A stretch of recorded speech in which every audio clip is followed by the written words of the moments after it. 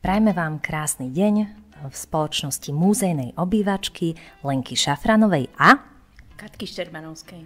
Dnes sme v takej nezvyčajnej pozícii, pretože Katka bude mojou respondentkou. Katka, hneď na úvod otázka. Máš veľmi zaujímavé povolanie, si múzejnou pedagogičkou, ale keď si mám pod tým niečo predstaviť, tak si predstavujem učiteľa v múzeu. Predstavujem si dobre?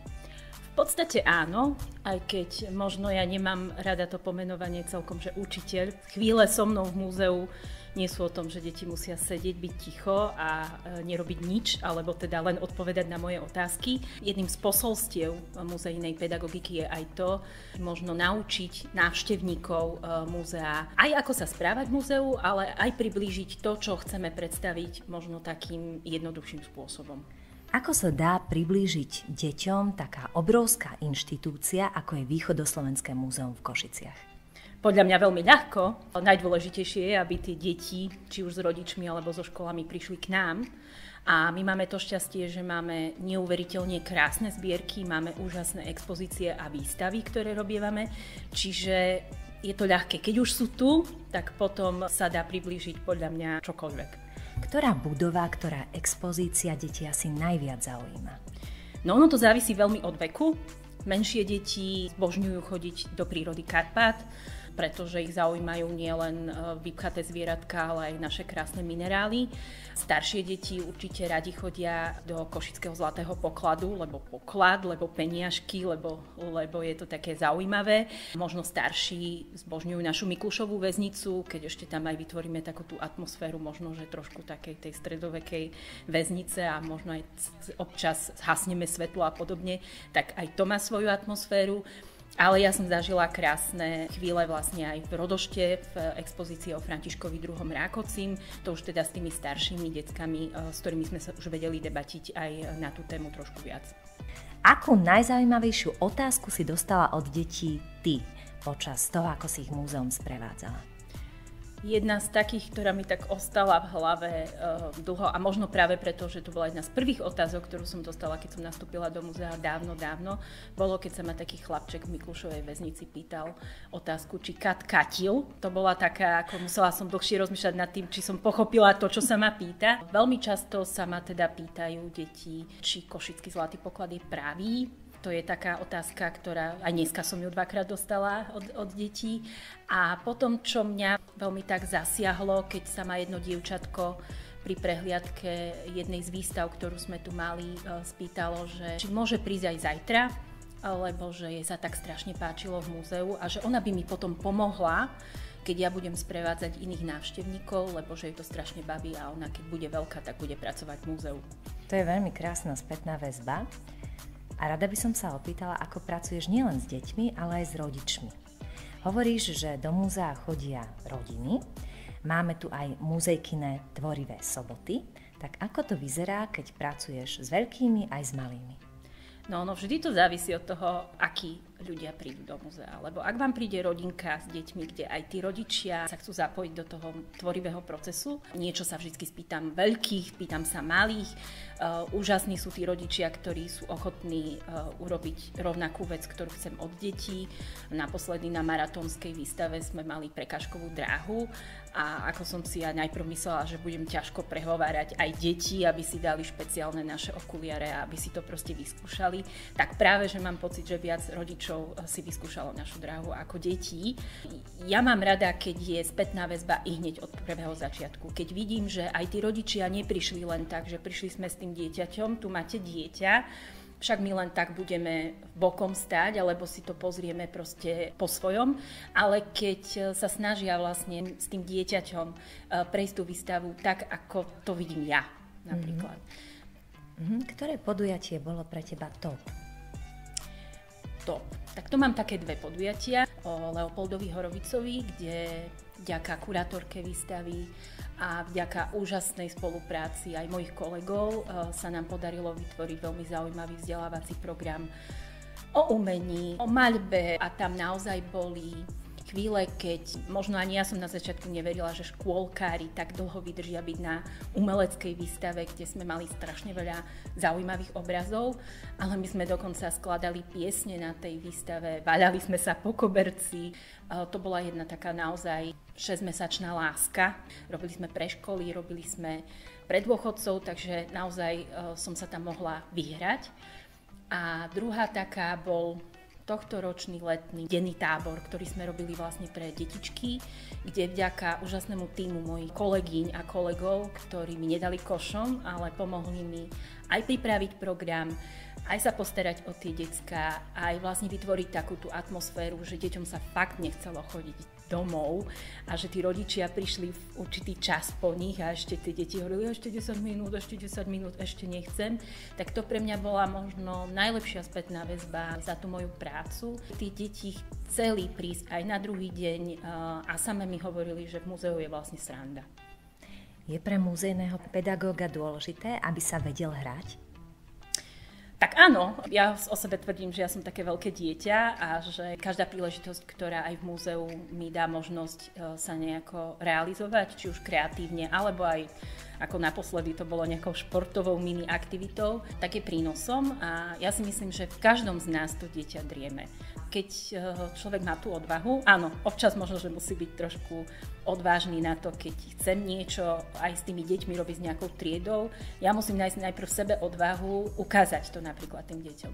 Lebo je iné, keď lepíme nejaké veci, ale iné je, keď naozaj od nich niečo chcem, opíš mi predmet, alebo proste vymyslí príbeh, niekedy aj ja musím byť ten spúšťač toho a najprv im to ukázať, predviesť ja, ale keď máte dobré publikum a máte dobre tí decká alebo dospelých, tak je to veľmi jednoduché. Robíš to už nejaký ten rok, nepoviem, že piatok, lebo sú to roky. Tak moja ďalšia otázka s tým súvisí, či sa nerecykluješ? Asi nie, alebo teda zatiaľ nemám ten pocit. Stále ešte sú nápady, ja naozaj mám šuflík plný nápadov, ktoré vždy výjdu, keď je nejaká nová výstava, nová expozícia. Veľa vecí totiž je takých, že sa nedá robiť, že teraz jednu vec budem robiť aj na prírodovednej výstave, aj na športovej výstave, aj na umeleckej výstave. A ja veľmi rada veci obmieniam a ja veľmi rada vlastne tie veci tvorím a dotváram priamo na tej výstave s deckami. Veľakrát sa mi stane, že ja si niečo vymyslím, nejakú výstavu máme, vyskúšam ten pôvodný program na prvej výstave a samé deti mi dajú nápady na to, aby som ten program nejako dotvorila, postavila mu ďalšie poschodie a podobne a takto v podstate je stále niečo nové. Čiže zatiaľ mi moja práca naozaj dáva možnosť kreatívne sa vyblázniť na akúkoľvek tému.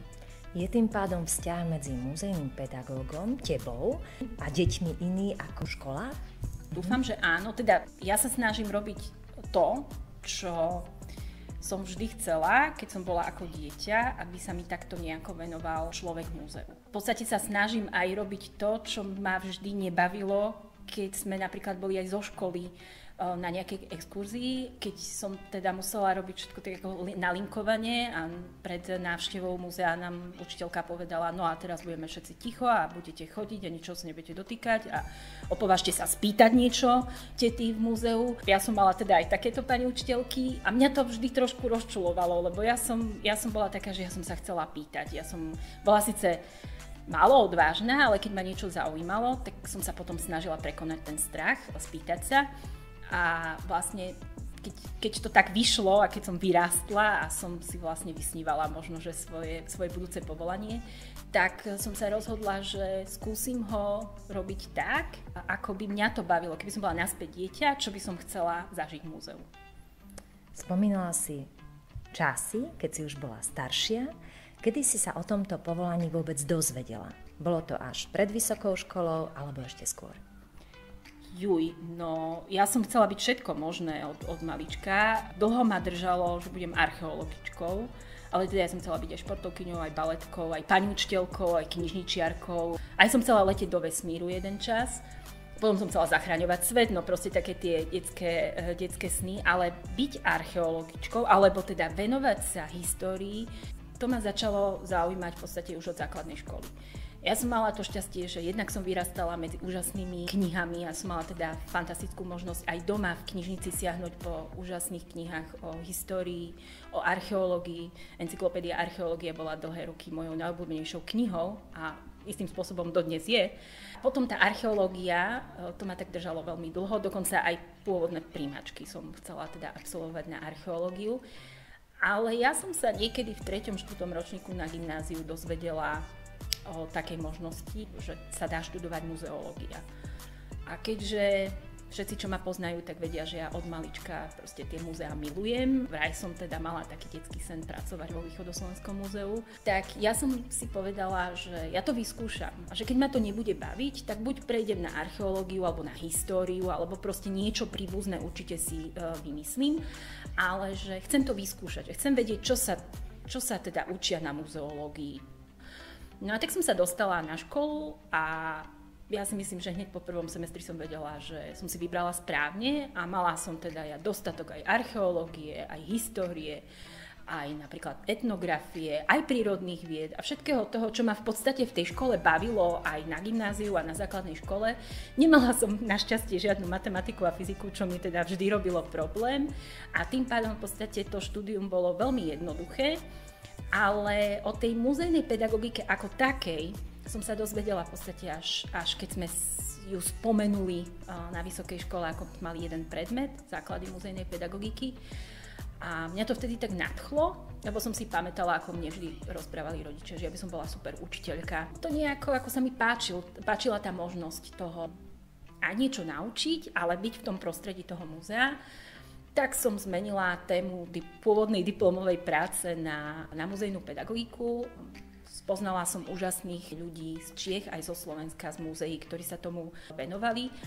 Potom po vysokej škole som mala to šťastie, že už bývalý pán riaditeľ, pán Robert Polák, mi dal tú možnosť, aby som to vyskúšala.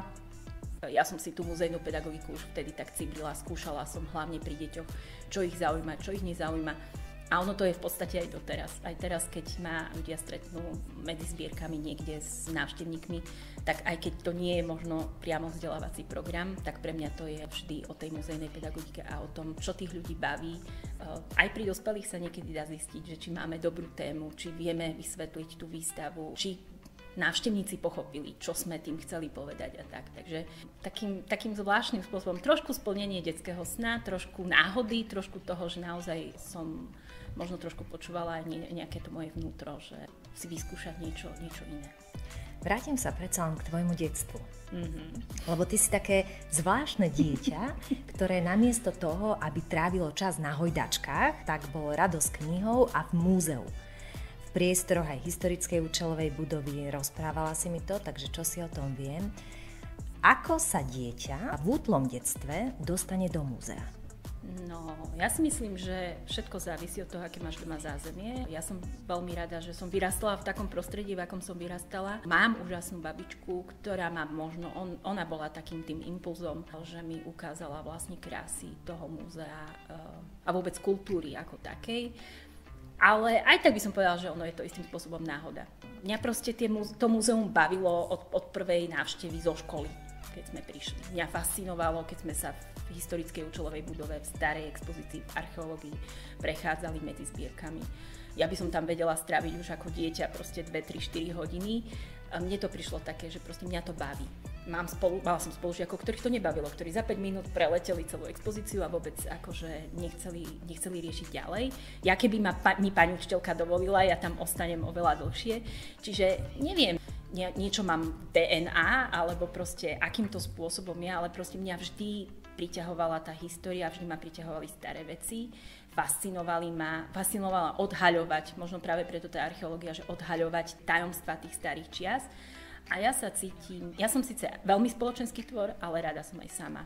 A ono v tom múzeu, človek, keď sa prechádza medzi tými zbierkami, aj sám, je sám a nie je sám. Čiže to naše múzeum má dobrú atmosféru.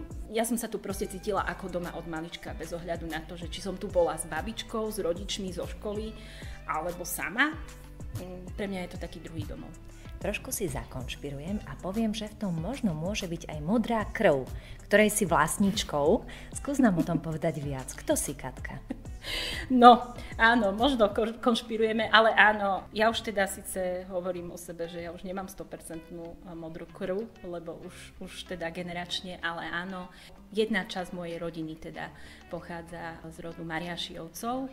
Markušovce sú naše taký ten domov. Takže je možné, že v DNA to mám a že keď tí moji predkovia sa starali o hrad, o hradné pánstvo a neskôr vlastne dávali do poriadku v podstate aj naše krásne nábytky a podobne, obrazy, tak možno niekde to v tej DNA bolo a sa to tak vyplavilo, že proste v tom dobrom čase som sa prvýkrát dostala do toho muzea a to odštartovalo tú lásku k histórii a k muzeám. Katka, si aj hradná pani?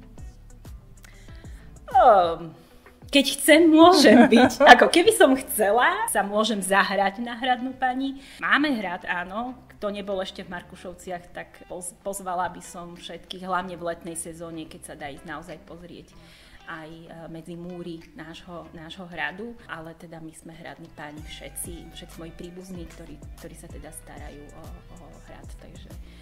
Tak nechajme hradnú pani hradnou paňou a opýtam sa ešte na jednu dôležitú vec, lebo teba v múzeu sprevádza ešte niekto a to je múzejka. Áno. Kto je múzejka? Múzejka je taký náš detský maskot. Sovička, ktorej meno a vlastne aj podobu vymysleli sami naši najmenší návštevníci. My sme pred viac ako rokom oslavovali 150. výročie založenia múzea.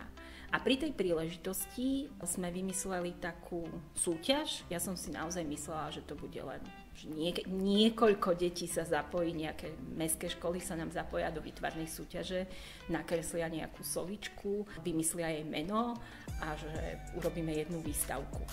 Ale mne sa za 3 mesiace prihlásilo viac ako 3000 detí s neuveriteľne krásnymi obrázkami, ale aj 3D sovičkami od vymyslu sveta. Niektoré boli také, že človek si povedal, pozrel sa na ten obraz a povedal, tak to je ako živá plamienka napríklad. Ale niektoré boli práve to, čo mne sa páčilo. Boli vymyslené, boli farebné, boli veľmi kreatívne. Tak sme teda mali čo robiť, pretože sme museli vybrať víťazku a zároveň taká zaujímavosť, okrem takých bežných mien, ktoré deti vymýšľali od sovičky, soničky, cez Hedvigu, čo je úplne pochopiteľné.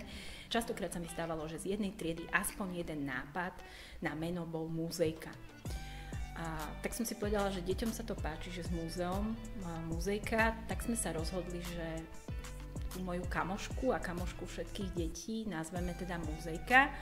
A múzejka nás prevádza tak, že každý jeden program, ktorý vymýšľame cielene pre deti, či už je to pre školské skupiny, alebo pre rodičov s deťmi, alebo je to proste nejaké vzdelávacie podujatie, sa snažíme nejako zakomponovať múzejku, buď len názvom, ako tu máme tie kreatívne soboty s múzejkou, ktorá nás čaká budúcu sobotu, alebo niečo pre školy, kde sa tá múzejka objaví. Tak ak budú rodičia, prípadne učitelia hľadať v budúcnosti nejaký program v múzeu, tak či už zazriete slovo múzejka, alebo uvidíte takú krásnu farebnú sovičku ako logo, tak určite budete vedieť, že je to program priamo pre vás a ja budem potom veľmi rada, keď sa stretneme. Tak ak chcete vidieť Katku Ščerbanovskú spoločne s múzejkou, príďte do Východoslovenského múzea v Košiciach. Krásny deň želajú Katka Ščerbanovská a Lenka Šafranová.